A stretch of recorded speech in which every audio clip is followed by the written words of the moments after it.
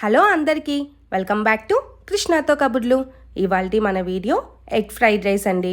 ఇది స్ట్రీట్ స్టైలో లేకపోతే రెస్టారెంట్ స్టైలో కాదండి, home style egg fried rice.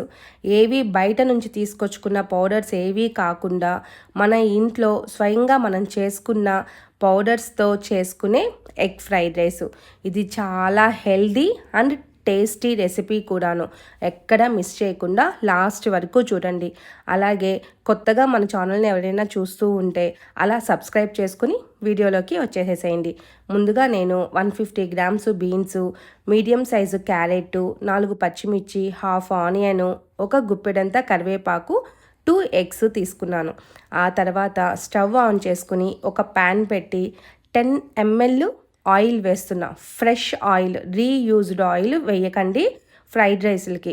Just fresh oil 10 అంటే 10 ml ఆయిల్ వేసుకోండి. చాలా తక్కువ ఆయిలే వేసుకోండి, ఎందుకంటే అవన్నీ కూడా రీఫైండ్ ఆయిల్స్ కాబట్టి ఎంత తక్కువ వాడితే అంత మంచిది. ఆ తర్వాత అది వేడెక్కిన తర్వాత ఆనియన్, పచ్చిమిర్చి అలా వేసి అవి మగ్గిన తర్వాత 2 సెకండ్లలో అవి మగ్గిపోతాయి, వాటర్ అంతా వెళ్ళిపోతుంది. ఆ తర్వాత మనం ఏవైతే కట్ చేసి పెట్టుకున్నామో బీన్స్, క్యారెట్, కరివేపాకు ఇవన్నీ చాప్ చేసి పెట్టుకున్నాం కదా, అవన్నీ కూడా ఒకదాని తర్వాత ఒకటి అలా వేసేసి జస్ట్ ఒక 2 సెకండ్లు అలా కలపండి. అలా కలిపేసేసిన తర్వాత కొంచెం సాల్ట్ వేయండి. అంటే ఈ కంప్లీట్ వెజిటేబుల్స్ మొత్తము కూడా 250 గ్రామ్స్ వెజ్జీస్ ఉంటాయి. సో దానికి సరిపడా అడ్జస్టబుల్ సాల్ట్ వేసుకోండి. వేసి మళ్ళా ఒక 2 సెకండ్లు అలా కలిపి ఉంచేసాము అంటే, సిమ్మర్లో పెట్టి మూత పెట్టేసాము అంటే చక్కగా మగ్గిపోతుంది. ఆ సాల్ట్ వేసిన తర్వాత వెజిటేబుల్స్లో ఉండే వాటర్ అంతా కూడా బయటకు వచ్చేస్తుంది. అలా బయటకు వచ్చేసింది అంటే బీన్స్ చక్కగా ఉడికిపోతాయి. ఇక క్యారెట్ సంగతి చెప్పనక్కర్లా, ఊరికే అలా అంటే ఉడికిపోతుంది అనమాట. చూడండి బీన్స్ కూడా ఎంత చక్కగా మగ్గిందో. అది బీన్స్ గ్రీనిష్గా వాటరీష్గా అలా కనిపిస్తుంది అంటేనే బాగా మగ్గినట్టు. మళ్ళీ మనం చెక్ చేసుకోనక్కర్లేదు. ఆ తర్వాత వెజ్జీస్ అన్నీ ఒక సైడ్కి అనేస్తున్నాను. సైడ్కి అనేసి ఆ ఆయిల్ మాయిశ్చరైజర్ ఉంది కదా, అందులోకే ఆ 2 ఎగ్స్ వేస్తున్నాను.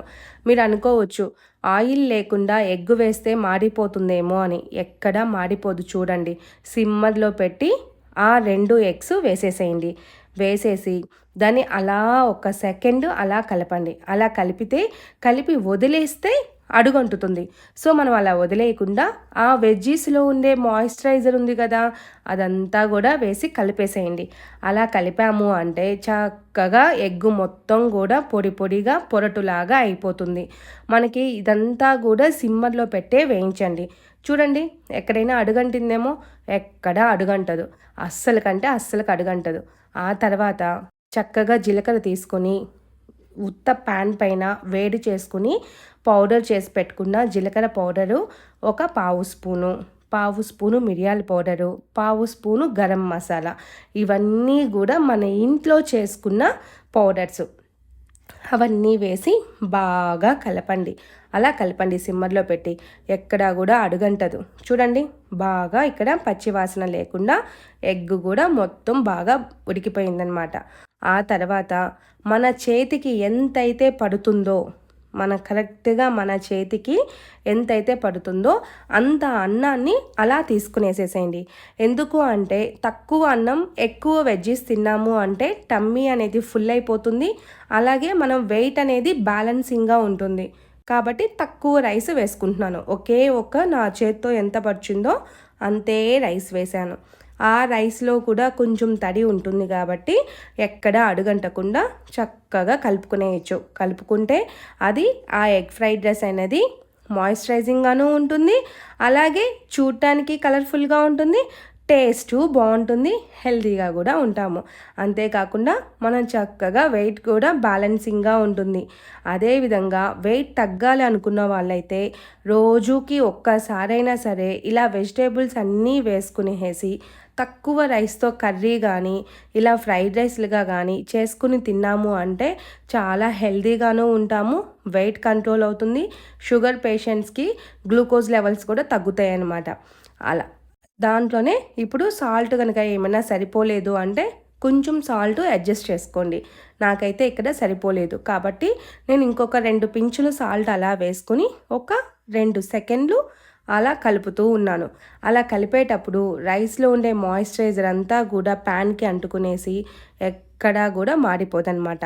అలా కలుపుకుని మూత పెట్టేసి అలా ఒక 2 సెకండ్ నుంచి స్టవ్ ఆఫ్ చేసేసుకునేయండి. చూడండి ఎంత కలర్ఫుల్గా టేస్టీగా క్విక్గా అయిపోయే ఎగ్ ఫ్రైడ్ రైస్ అనేది మనకి రెడీ అయిపోయింది. ఇలా ఇంకా పిల్లలకి పెట్టినా పెద్దవాళ్ళకి పెట్టినా హ్యాపీగా తింటారు. మనకి పెద్దవాళ్ళకి పళ్ళు కొంచెం ఇబ్బందిగా ఉన్నా కూడా ఇలా ఎగ్ ఫ్రైడ్ రైస్ చేసి పెట్టాము అంటే చాలా టేస్టీగా మళ్ళా అడిగి మన దగ్గరే చేపించుకుని అంత బాగా తింటారనమాట. అంత మంచి టేస్ట్ వస్తుంది ఈ ఎగ్ ఫ్రైడ్ రైస్. మనం ఎక్కడా సాసులు వాడకుండా ప్యాకెట్లు పౌడర్లు ఏవి యూస్ చేయకుండా ఇంట్లోనే చక్కగా స్పైసీగా టేస్టీగా వేడిగా ఇలా చేసుకొని ఒక్కొక్క స్పూను తింటూ ఉంటే అసలు పిచ్చెక్కిపోతుంది మనకి. అంత బాగుంటుంది. పిల్లలకి పెద్దవాళ్ళకి మనము అందరిమీ కూడా తినే మంచి టేస్టీ ఫుడ్. ఇది నైట్ అన్నం మిగిలినప్పుడైనా చేసుకోవచ్చు, లేదు వాంటెడ్గా అయినా చేయొచ్చు, ఏ కర్రీస్ లేవు అనుకున్నప్పుడైనా ట్రై చేయొచ్చు. ఓకేనా? ఈ వీడియో అయితే మీకు నచ్చింది కదూ? ఇంకెందుకు, లైక్, షేర్, సబ్స్క్రైబ్. బాయ్.